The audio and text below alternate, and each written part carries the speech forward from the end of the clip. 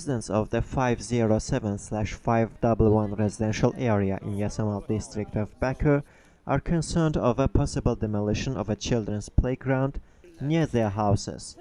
Worried citizens told the Obyektiv TV that several men and police officers measured the area of the playground and said that a building is going to be built in its place for the police office number 26. The residents say their appeals to relevant authorities remain unanswered. Note that there are 4 buildings near the playground.